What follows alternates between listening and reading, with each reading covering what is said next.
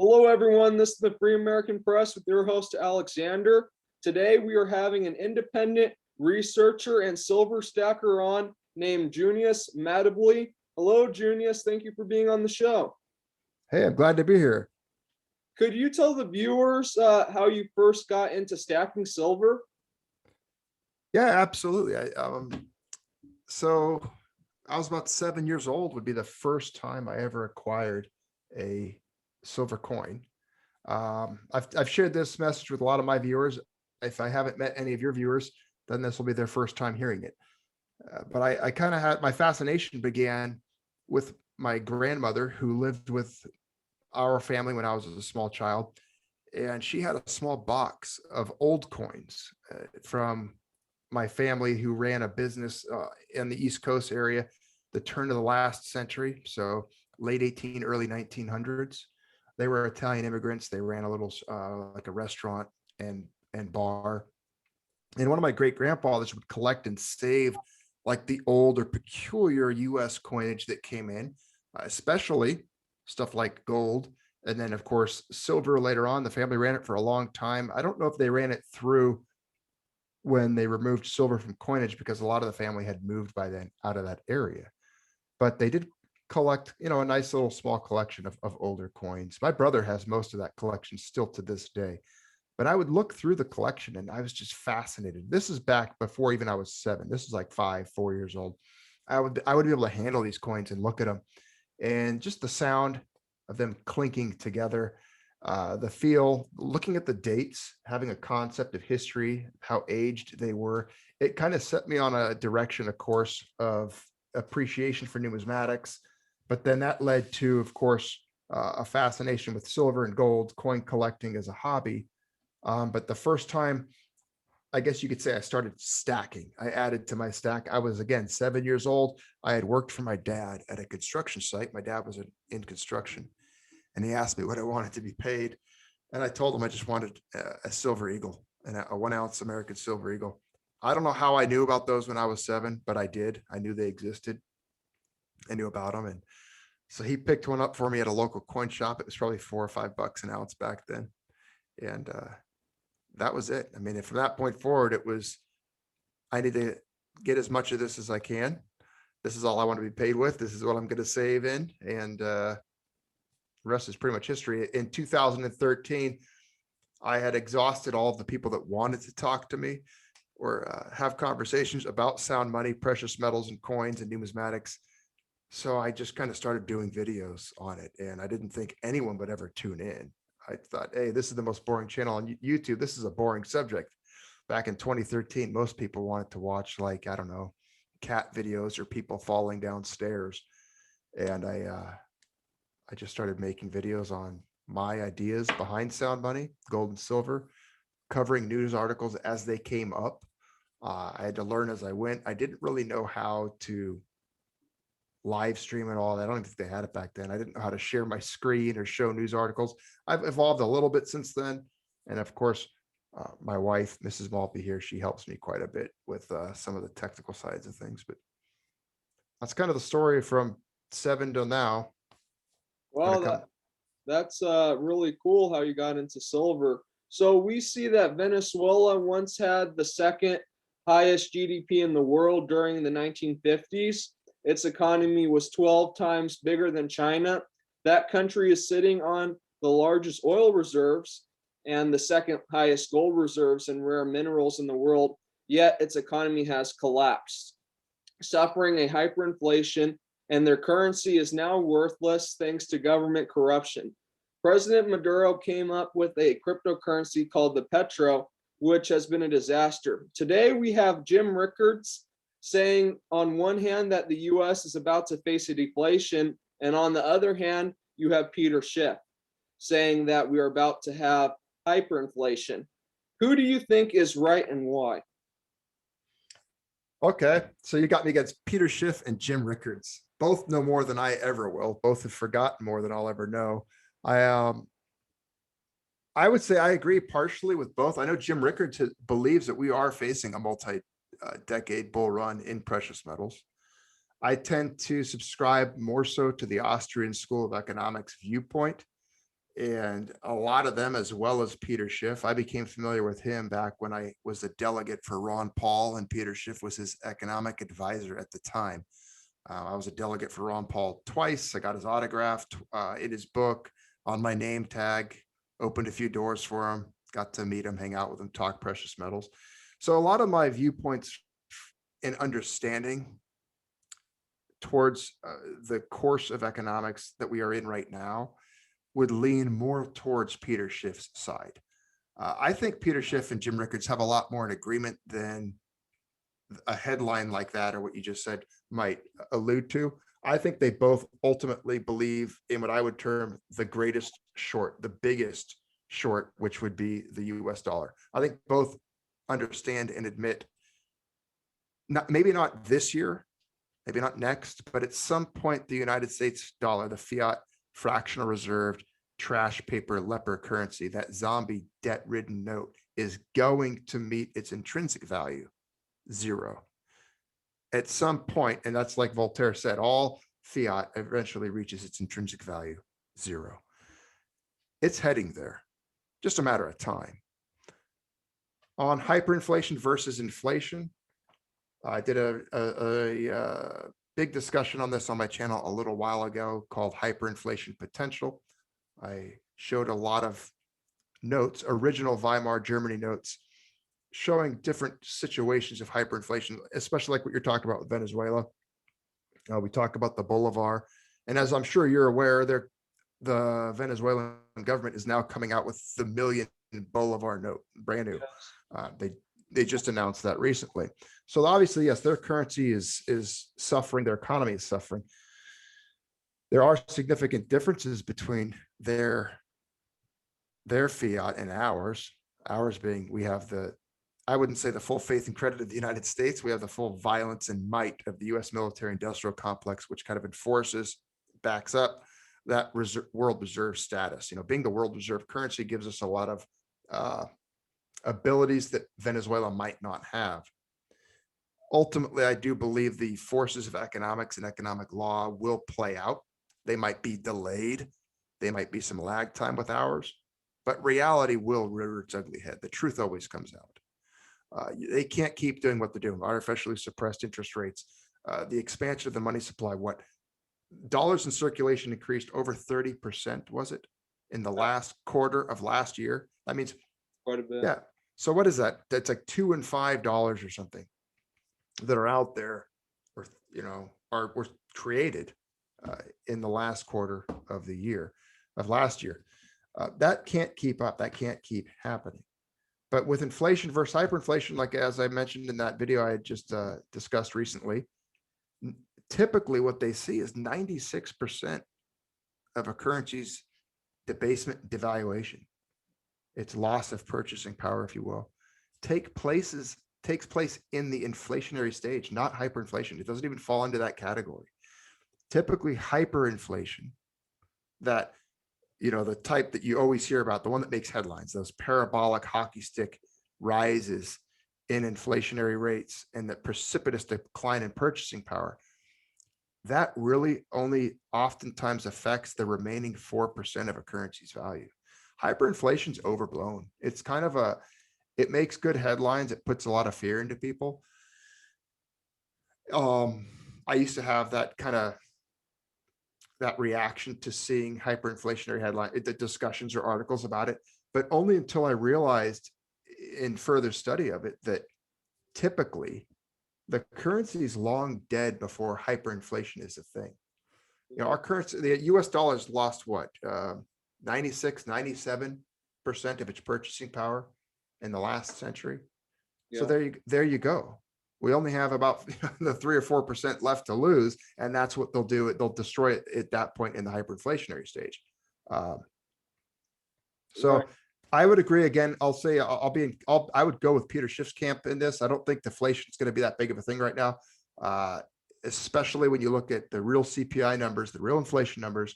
If you start taking into account the pre-1980 or 1983 inflation metrics and measures, we're running about pretty hot right now, about 9-10%. The Fed, they've cooked it into the books. They want more inflation. They've accepted it. They said 2.5 to 3 is acceptable. They said they have no anticipation for raising interest rates in the future, about 2 years out. Uh, so I believe in the old 1980 numbers. If you look at lumber prices, they've gone up about 180% for wood lumber, which is having an effect on construction costs, real estate prices going up. And then you look at other things like market hubris, these NFTs, these not F intangible tokens that are out there. And you've got just the Robinhood craze, the hysteria, panic investing that's taking place. Everyone thinking that they are a market genius now. It's like the old saying goes, when the shoe shine boy starts giving you stock tips, it's time to get out. And there's a lot of parallels. I don't know if you've heard of Alasdair MacLeod. He's also an Austrian school economist, been pretty vocal lately. He brings up some pretty good points and parallels between what's taking place now and the John Law bubble in France, 1716, 1720, almost identical in a lot of ways. And again, that's a very good parallel to what's taking place now. And you can see what happened with that. People back then, however, had exits. They could go into other nations' currencies that were linked to silver and gold, whereas the French fiat paper at that time lost its value and became worthless. Yeah, I definitely think you're right. It doesn't seem like the US dollar is going to deflate anytime soon. It seems like it's just inflation, like you were saying. And I wanted to ask you, why are the banks promoting cryptocurrency when they own the most silver in the world? Again, if I don't know the answer, I won't make anything up. And I don't know their motivations on that. When you see headlines like BlackRock taking positions in Bitcoin, Morgan Stanley offering Bitcoin to customers, JP Morgan kind of changing their tune, Jamie Dimon switching gears. You do wonder. I think they think there's a quick buck to be made. Are banks immune from FOMO? Could banks suffer from fear of missing out? Could they be seeing the lemmings and the herds running and then think, wow, we can make something off of this? Maybe they want to make a quick buck or a profit. Their books, although are probably doing better than most people's, banks are always looking for a way to make money, and they're not in the business of losing. If they think that they can fleece people, make some money, get something out of this, I could see them chasing crypto for sure. I think blockchain is going to be here to stay. I don't see it going anywhere. I do see some of the applications having merit when it comes to the flow of money and capital, especially when you look at like the tokenization and incorporating sound money into blockchain, as long as people can redeem it physically. I think there is a lot to be said for a relationship between gold and silver, platinum, palladium, copper, tokenization, blockchain technology, physical delivery, private vaults, bullion banks, all of that, to where I could send you something right now. Like I could buy a book off your shelf right behind you right now. And you could just, instead of me mailing you, a quarter ounce of silver for a particular book that you have behind you, I could say, what about, what's your wallet address for, this particular silver-backed token? I'll use Oris, for example, because I've been following them pretty closely in their developments.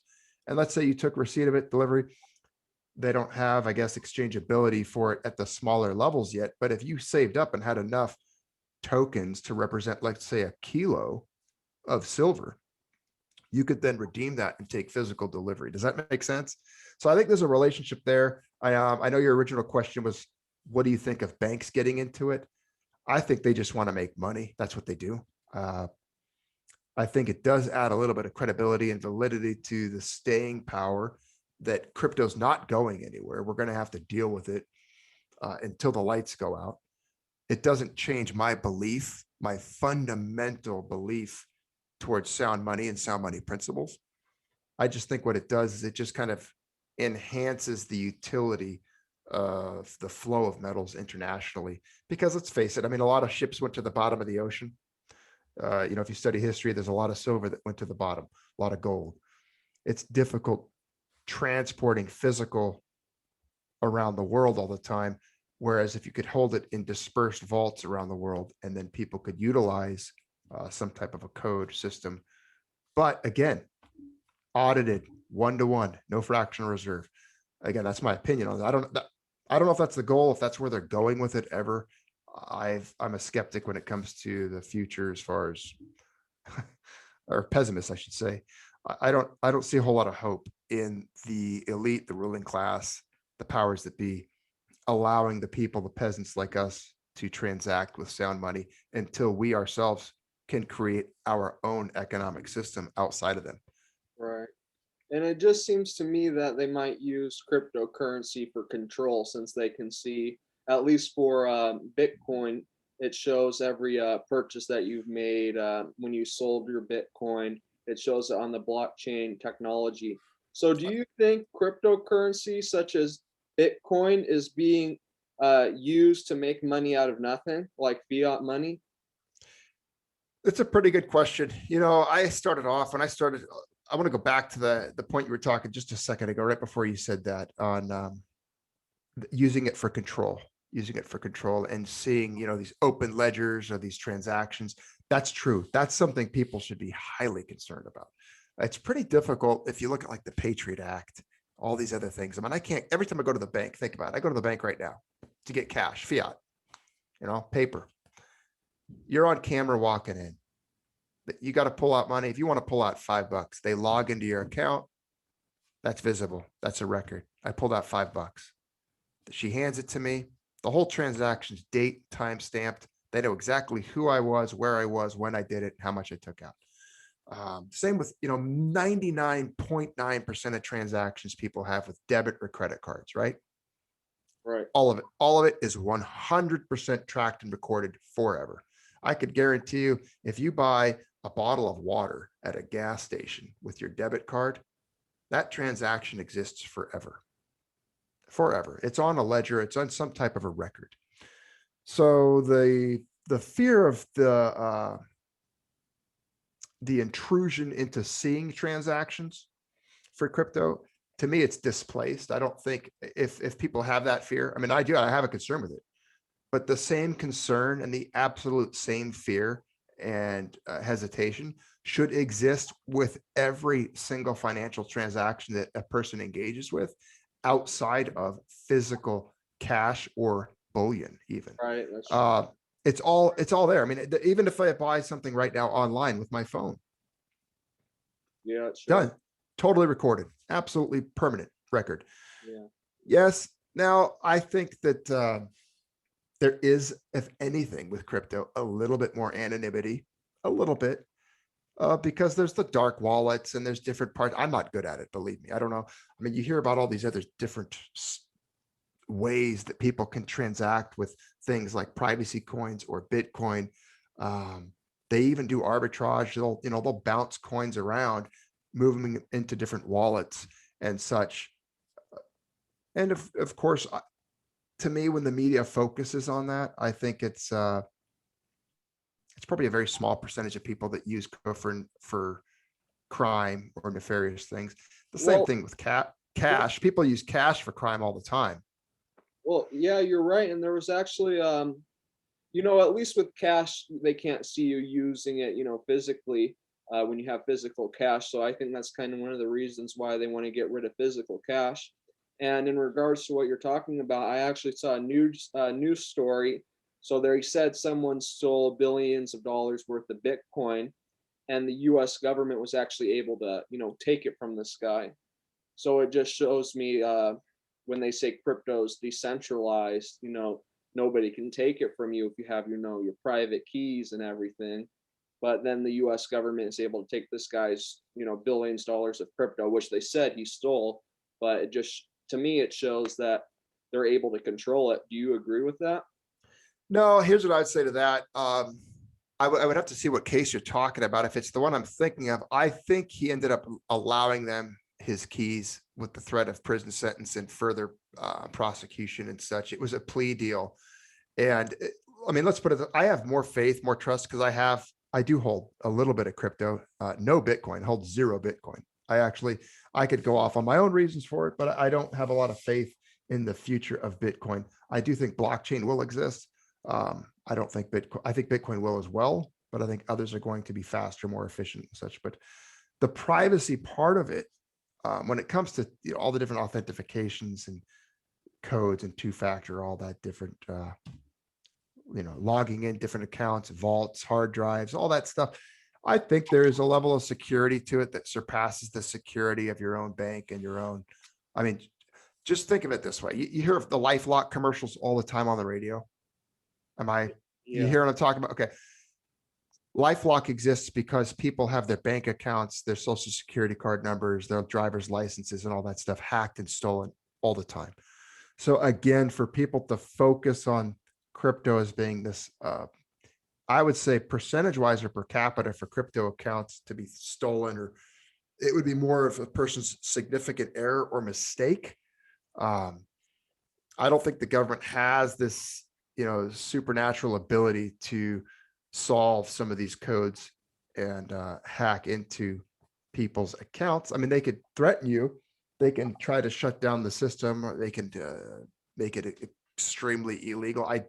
I do think there's legislation capabilities to limit and severely hinder the utility, the application, the use of crypto. And I definitely think governments are looking at it. I mean, we see stuff all the time in the news now. I just saw one the other day. What was it? Michael Burry, Dr. Michael Burry mentioned how the government will likely come after crypto, and he names gold in that. Do you know who Michael Burry is? I'm assuming if you've seen the movie The Big Short. He's the guy that Christian Bale plays. He called the last financial crisis, 07, 08. He's also calling for, again, he's on shift side on this thing. He's calling for inflation. He's talking about hyperinflation. He's been tweeting about hyperinflation the last few months. And Okay. So what do you think of the US government owning the World Wide Web? it's a pretty good threat. I mean, what do I think? Like, what's my opinion on that? Yeah, what are your thoughts on that? I've never dug into it too deeply on the ownership of it or the major control of it. There's always the talk about it being decentralized, or that it was built in the Cold War for computers to be able to communicate with each other. I do think they have the ability, I think, to intrude on it pretty heavily, to control information flows and even to shut it down or limit the flows of it. I want to ultimately, the World Wide Web to me is something I would hope to unplug from one day and not even need in any way. Right. Yeah, definitely. But It's we not. do. Oh, Sorry, I was going to say, I was just going to follow it up with my knowledge on the ownership and the control, or how the World Wide Web even works, is pretty limited. And honestly, it's I could do without the World Wide Web. Let's put it that way. right. I don't need. That's that. Yeah, the World Wide Web. You don't need the World Wide Web. I definitely get what you're saying with that. But if the U.S. military owns the World Wide Web, and everything on the internet is based on that, including cryptocurrency, is any of this crypto really private due to government data miners or hackers or things of that nature? Again, that's beyond. I'm not a computer scientist, so that's all beyond me. From what I know, from what I've understood and read, that as far as the privacy of those things and the codes, and people taking stuff into cold wallets or hard wallets or offline, it's beyond me. I'm not a fan of blockchain or crypto. Again, just had a little bit of it because of a friend of mine in the past that we talked about, and got me into some of it. But it's not my emphasis or my focus. And, my whole goal has always been to eventually get out of it and just be in metal and Right. live in the woods somewhere, almost in a hermit-like existence. Not a fan of it. I don't want to even have a cell phone, hopefully in 10 years. Yeah, definitely. So what do you think of people selling their silver and buying cryptocurrency? I think they're goofy. I think they're silly. That's my opinion. I'm not a financial advisor. I can't tell people what to do. You know, if someone sells their silver, if they sold back in 2011, bought a bunch of Bitcoin, they're probably, doing pretty solid right now. So I can only control what I do. I'm only worried about, where I end up. I think ultimately there's going to be some severe tribulation in the future. It's going to be a pretty violent time. I think there's going to be a lot of economic upheavals and changes. I don't know where everything's going to fall into place. I don't know what role cash will play. I don't know what exactly role precious metals will play, or crypto. Crypto's kind of new on the scene. It's only been around since 2009. So it hasn't been here very while. Gold and silver have been here 6,500 years. So when it comes to placing my bets for staying power, which one's going to last, which one's been here, which one's proven, I'm going with the 6,500-year record. I'm going with the fact that silver for 3,000 years represented about 1 to 10 days worth of labor, depending per ounce. I'm going with it's a store of labor. It's a liquidity anchor. It's facilitated global trade through century after century after century. And that's what I go with. So again, I think there's a lot of negatives, a lot of drawbacks and hindrances to the rolling out crypto mainstream. Number one, people over the age of 40, 50. I mean, even me, my age group, there's a lot of people that have a very hard time. There's a reason less than 1% of the Earth's population uses crypto right now. It's not, I don't care what anyone says. It's not that easy. A lot of people don't get it. A lot of people want nothing to do with it. My wife calls it World of Warcraft money. She can't stand it. It's fake. It's like the Super Mario Brother coins that you run around and bang out of little boxes with a question mark on them. That's the equivalency to some people. It's video game money. It's tokens. To some people, it will always be a meme. It'll always be a joke. I think inside of all humans, it's instinctual, whether people want to believe it or not, because it's been ingrained in us and it's been part of our existence since the beginning of time. That gold and silver are sound money. They facilitate and operate as money. They hold all the attributes necessary to be money. And a lot of people, even, I've had the conversation with coworkers, with friends, and with family. The complexities involved in acquiring cryptocurrencies, holding them, transacting with them, moving them, sending them, receiving them, keeping track of your codes, your QR codes. I've done it. I've done all of it. And having all of those things, your files, your two-factor authentications, maintaining all of that and those records and keeping them someplace safe, and then being able to, you get what I'm saying. The entire operation of holding and executing and employing cryptocurrencies is too complicated for the majority of the population. Yeah. That doesn't mean, it's just the way it is. And I know, a peasant who is illiterate anywhere throughout history understood the value of a Greek or a Lydian stater, a drachma or a denarius. Doesn't matter. For thousands of years, people had no comprehension of economics, of, asset vehicles, utility of this or that, but they knew if you plopped a silver coin in their hand, they knew what it was worth, they knew what it could buy, and it was valued. For thousands of years, it was that way. You didn't have to convince them. Something of true value, of true utility, does not need a 4-hour explanation or a week-long explanation. You shouldn't have to watch 15 TED Talks and read 25 articles on CoinWatch or Bitcoin.com, or hear a speech after speech to be explained why a series of numerical codes hold value and you should store your labor in them. Yeah. Does that make sense? It's Yeah. pretty simple. To me, looking at silver or gold, when I look at an ounce of gold or an ounce of silver, I can see the store value. I know the work that it takes to get that out of the ground. I know the all-inclusive costs per ounce sold, the incredible amount of human effort and labor required to unlock and produce that metal, and then to repair that mountain, and to ship a Dior bar, to have it refined and made into plankets and have it struck. I know what it takes. Yeah, it definitely takes time to do that, and there's only a certain amount left in the earth as well to mine, um, like you were saying. And one thing that I always find very odd with people is that they always say, Bitcoin is decentralized, but when I think of anything on the internet, it's centralized because it's part of the grid, it's part of the internet. While with silver, I think it's decentralized because it's not part of the grid.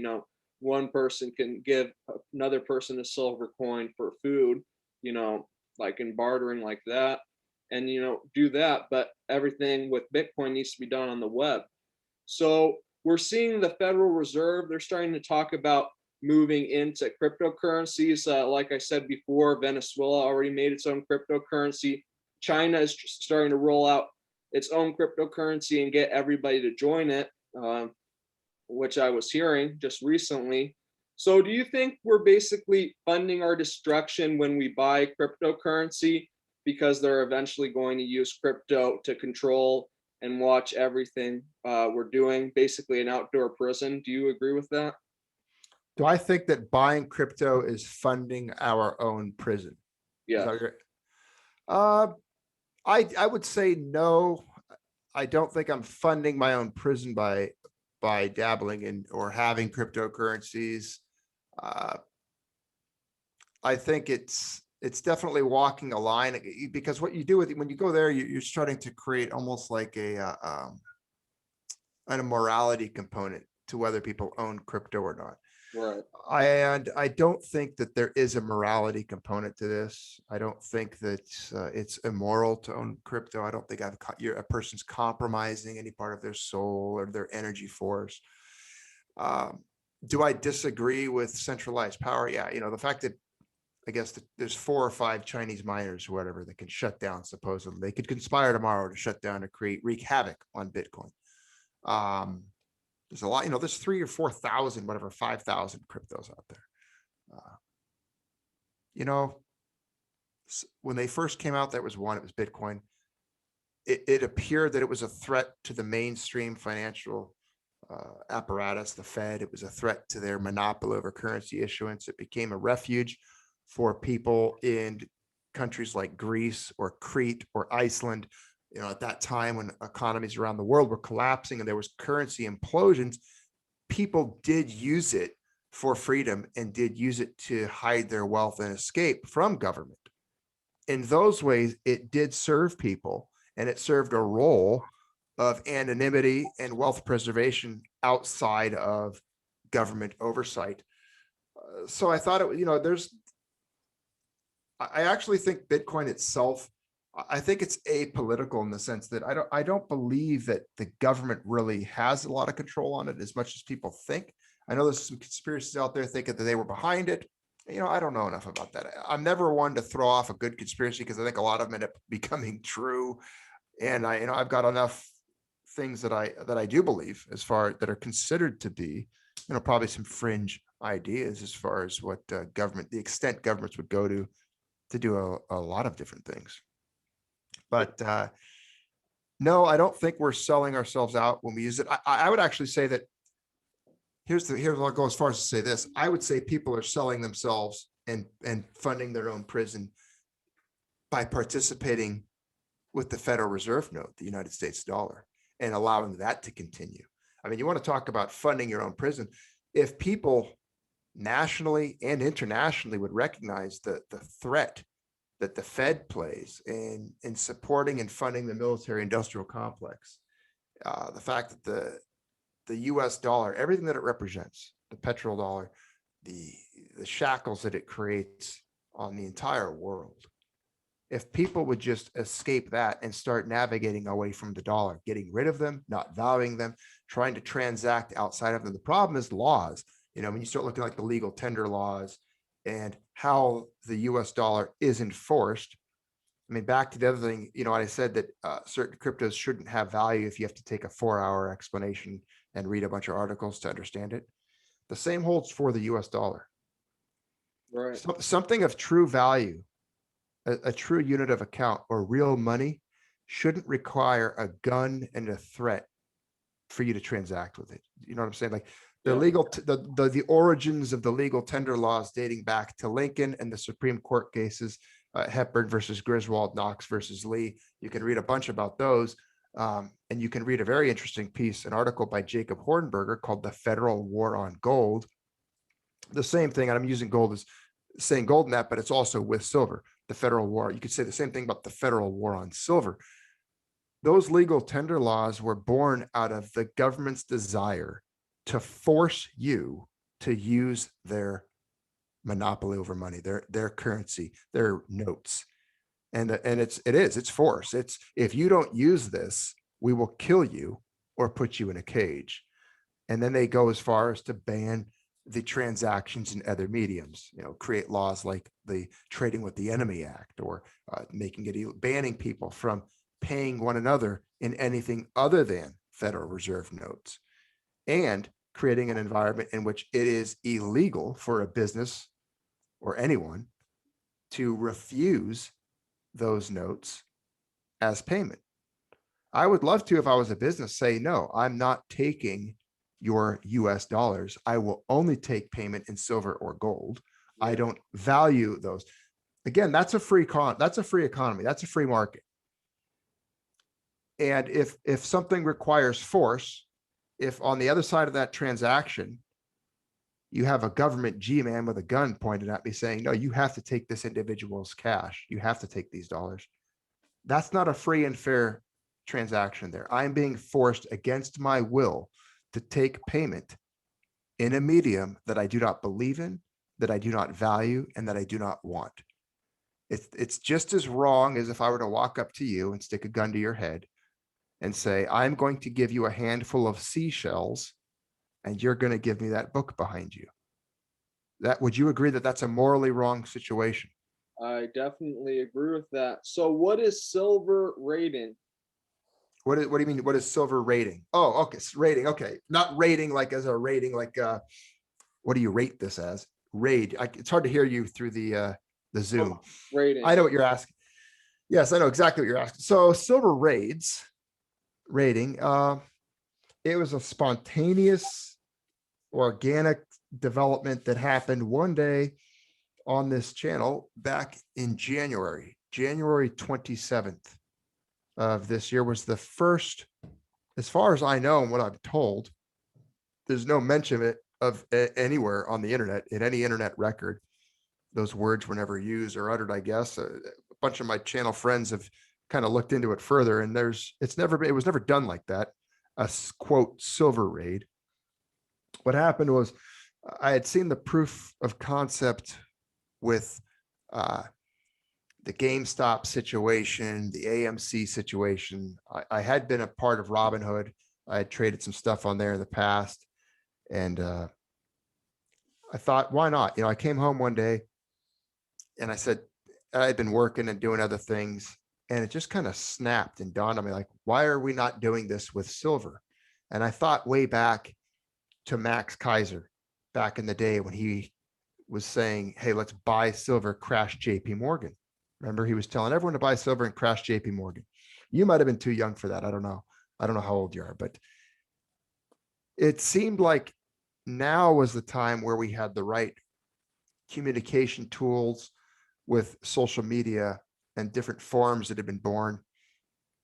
And I think even the growth of smartphones and people having access to them, it looked like it was ripe to orchestrate the tactics and strategy required to really get a lot of people, everyone, to start kind of buying silver again, to put the hurt on the COMEX. But that's not my main goal. The ultimate goal is to get sound money into the people's hands, ultimately lead to the end the Fed. That'd be the best part. Get rid of the dollar. But I came home one day and I said, I made a video saying, let's squeeze silver. That was the title of the video. It was January 27th. I had no idea that Reddit existed. I didn't know there was an actual movement starting up like that. And I think a lot of people kind of did this simultaneously. I think the timing was right. The subconscious was right in a lot of people that had been in the world of precious metals and seen these things, talked about them in the past. And I equated it to a friend on this very topic. I said, it's almost like, You know, when all the animals sense something's wrong, but right before an earthquake, the dogs bark, the cats run, birds start flying.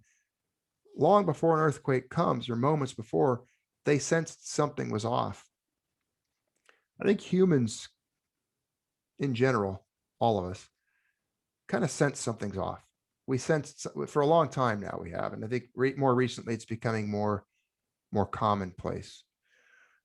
And I think a lot of us that were more really in tune with just the global financial system, the U.S. debt, money supply, all those things we talk about, economics. I think it was really easy for a lot of people to kind of simultaneously think at the same time, hey, this is a prime moment. You know, we should really take advantage of this, communicate together, and orchestrate uh, buying precious metals. So that day, that January 27th, when I made that let's squeeze silver video, in it, I just told the audience, like, it was a live broadcast. Let's go raid some silver together. Let's. I just said, I think I said, let's silver raid. Let's raid silver, and I said, be a bunch of pirates or Vikings or whatever you want to be, whatever you picture yourself as pretend you're taking silver off the market right now. Let's go. And we hit a couple sites. I don't know if that day it was the one I bought some Krugerrands or some US Silver Eagles or something. We did a couple more spontaneous ones. They started growing out of that. So that was the first one. A few days later, I was doing a live. Someone in the chat said, hey, let's go check out Jaeger poured silver and let's do a raid. So we went over there. He had like 19 5-ounce bars in stock. And I told the audience, let's buy all these. Let's get them all. Let's buy them out of stock. Let's raid silver off Jaeger. And we did. We bought every single one. I think that night, several hundred ounces disappeared off the site. People were buying kilo bars, 10-ounce bars, 5-ounce bars, 1-ounce bars, everything they could. And there's, 400 or 500 people in the chat, all of them buying silver. And then again, we decided to make it more public, get more people involved. So we organized a premeditated or a pre-planned raid. And that was for, I think, February 26th. If you saw the raid posters, my wife designed some pretty cool raid art and has a pirate on a ship. And we sent that out, and a bunch of guys in the Wall Street silver community had posted it, organized it, talked about it. And then that night when it came, we did a huge silver raid, and thousands of ounces were purchased that night. It was pretty awesome. So basically the silver rating is just to take silver off the market so the price will increase due to low supplies, right? No, it's just to get silver off the market. There's no intention. I mean, if the price moves, great. I'd like to keep the price of silver as low as possible for as long as possible until the system collapses. I have no desire to see the price dramatically rise. I'd like to see the COMEX break up. I think they will eventually. I think they'll end up hurting themselves. I'm not naive at all to think that us taking 5,000 ounces off the market in a night is going to move the price at all. That's just not how it works. The COMEX, the paper market, the manipulations, the spoofing, the JP Morgans, the HSBCs, the bullion banks, you're talking about, a sparrow trying to push its beak against the hull of an aircraft carrier to move it. I don't think we're going to move it that quickly. It's a long fight. It's going to be a long, drawn out fight. I don't think we're going to move the price hardly at all. We're taking silver off the market. We're putting bullion into the hands of the people. We're taking bullion off the market. We're getting sound money into the hands of people. And that's the main goal. Hopefully it does create a supply side squeeze by taking it off the market. It is causing issues. I mean, we've seen recently Perth Mint, Royal Mint, the Mexican Mint, all of them having significant problems. Even the US Mint, canceling orders, all these things. But the thing about it is they keep making excuses. The mints are all saying it's just because of the coronavirus. That's the only reason that these things are happening, these supply problems and things. And I just read an article earlier. They're claiming, oh, there's plenty of supply. It'll come back. It's just, the temporary COVID stuff. So we'll see. We'll see. I think ultimately we are causing an issue. It's being mentioned. It's being noticed. There are ETFs that are changing their prospectuses to show that there could be problems with delivery, problems with sourcing physical. I don't think it's just me or my channel. I know it's not, as a matter of fact. I think it's a much bigger movement than that. If we're able to inflict some damage on them, so be it. That's awesome. I think the price eventually will. True price discovery for silver is inevitable. Whether or not silver raids play a role in that, yet to be seen. Yet to be seen. Whether or not the silver squeeze movement as a whole plays any role in that is yet to be really seen. I think we've got pretty strong support right now. Silver's sitting at what, 25, 26 bucks an ounce, doing pretty good. Upward trajectory from here, I think looks promising. When you look at money supply, when you look at market fundamentals outside of demand, outside of silver squeeze, when you just look at the direction of the US dollar and the state of the United States economy, you cannot help but be absolutely bullish on silver, in my opinion. I'm not an expert though. Right. So do you think the only real money is gold and silver and currency is basically fiat dollars? Well, fiat, the currency that you're talking about today, the currency represents money. Paper always represents coupon receipts or promissory notes represented demand for physical, or the exchangeability for physical. Today, yeah, after 1971, when Bretton Woods collapsed and Nixon temporarily suspended the convertibility of the dollar into gold, well, it wasn't very temporary. It's 50 years ago, and it's still that way. Fiat is just unbacked currency. You can have currency linked to precious metals. Right now, we don't. Right. Money, to me, is sound money. I mean, that's just the same thing. When I say money, it's gold and silver. Like JP Morgan said, Yeah. gold is money. Everything else is just credit. Okay. Right. So you do agree with that, man.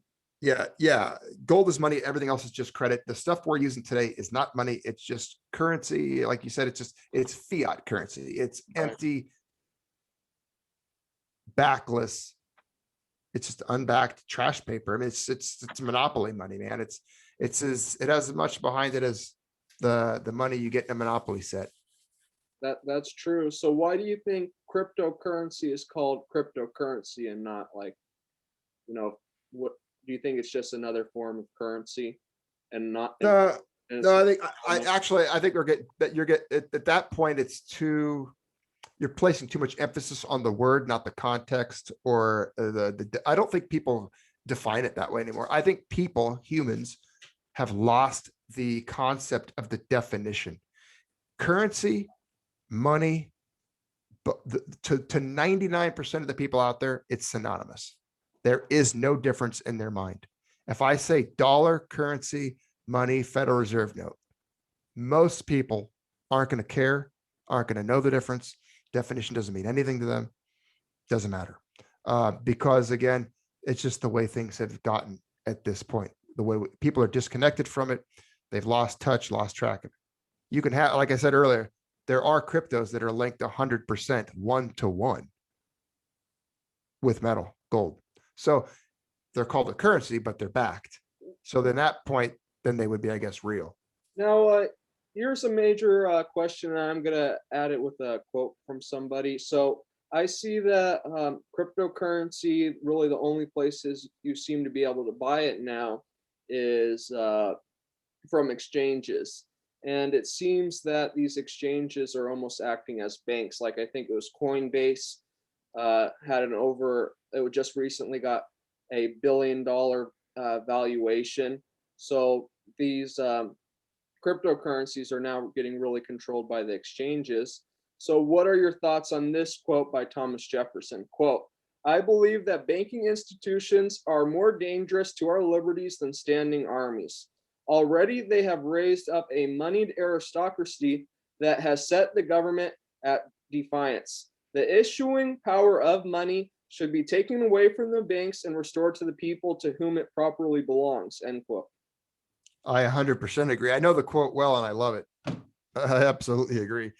I also like Jackson's view on banks too. The den of vipers.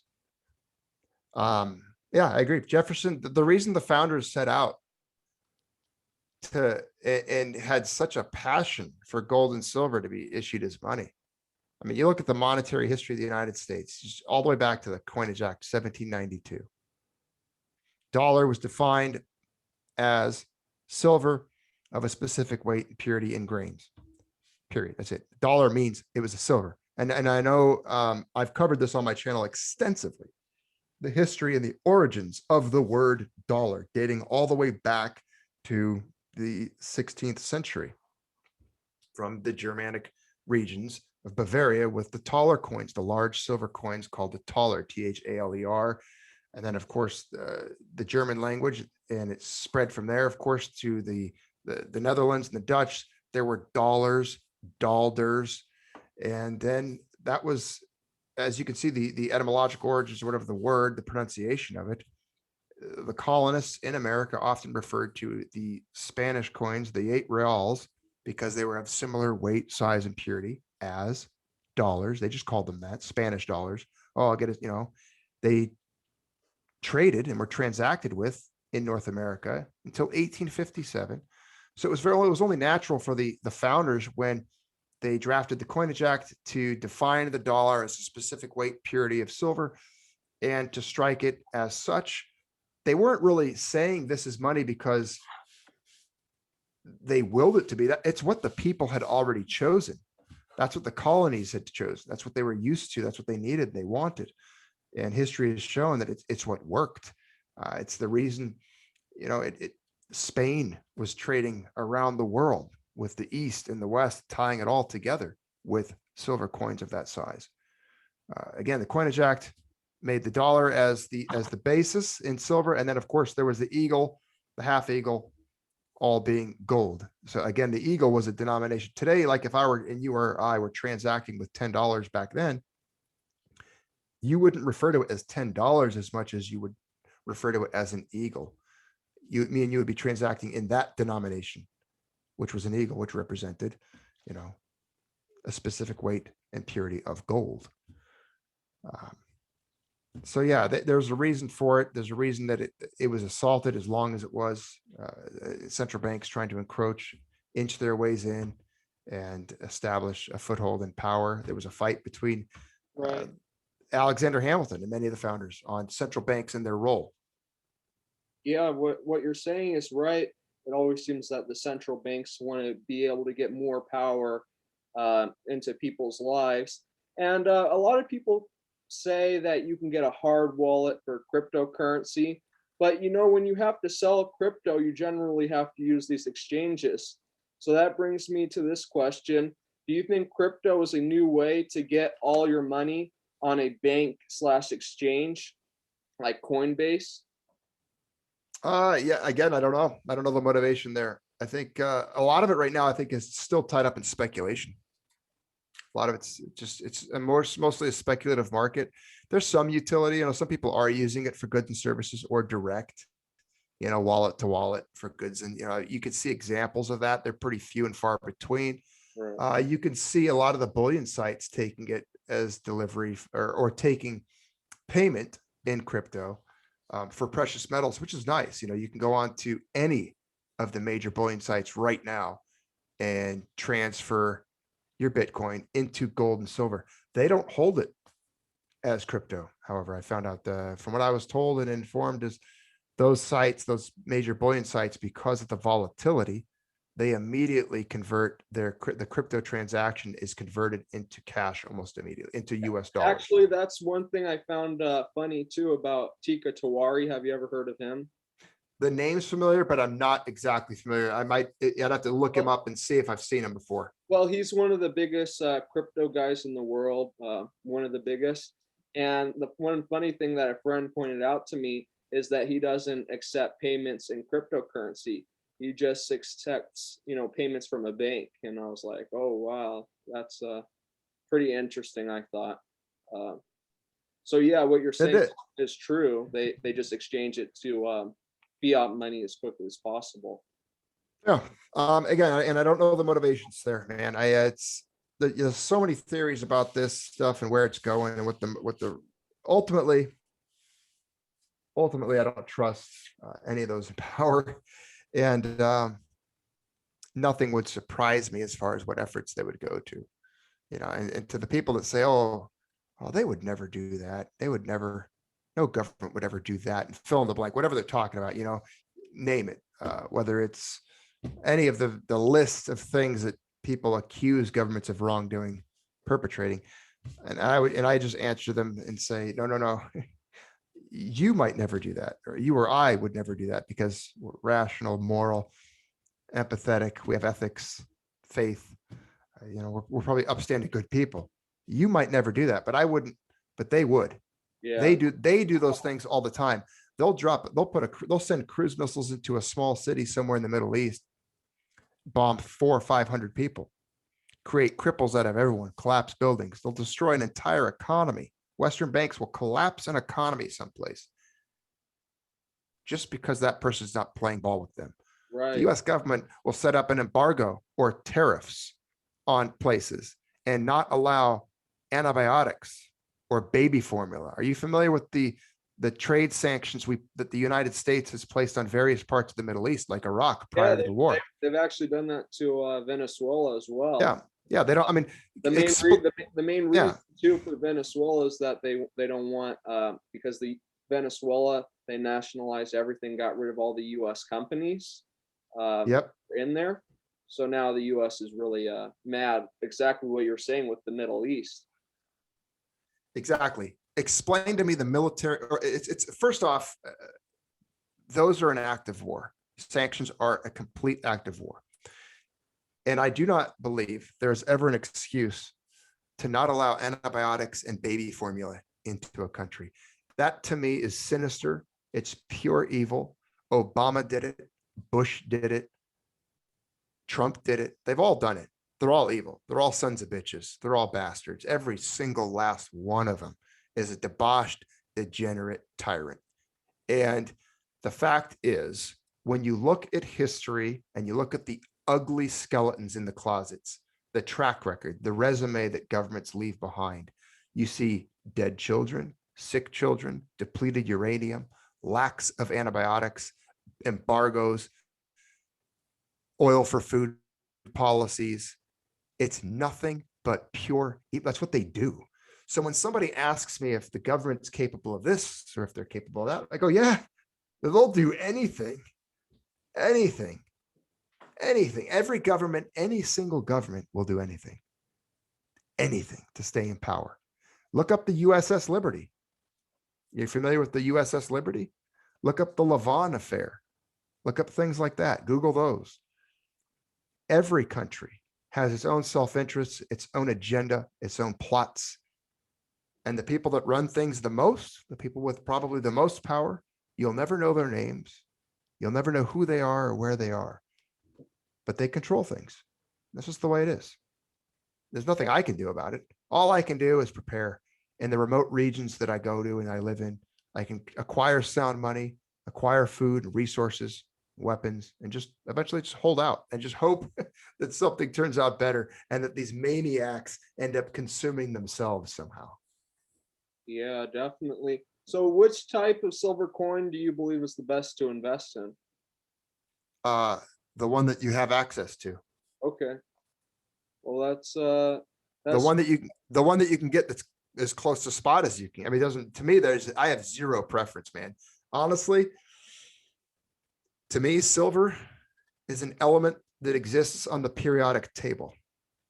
It itself carries no moral high ground or low ground. It's apolitical. It's a store of wealth. It's a store of labor. I don't care if it's in a 1 ounce cube that's just stamped AG, or if it's a bullion round put out by the Perth Mint, the Royal Mint, the Polish Mint, the German Mint, the South African Mint, the United States Mint, or the Canadian Mint. If it has anything on there, I'm totally it's silver. I'm into it. Okay, well, that's great. So where can the viewer find you? My YouTube channel, I don't know the address exactly. I think it's youtube.com/Junius Maltby. You might be able to find it and you could put a link below, but I think it's just youtube.com/Junius Maltby. Okay, well, if all the viewers could please check out Junius's channel, that would be great. And thank you for being on the show. And oh yeah, thanks for having me. And I'm glad it was to come on and talk to you. It was good meeting you the last time we had a good chat. And this was a fun one. I like your questions because they weren't rehearsed. Like you didn't give me these beforehand, but they were great. And I enjoy an extemporaneous conversation like this, a good dialogue. It's challenging. And you made me think on some stuff on my feet. And I enjoyed it. I appreciate it. It was a good talk.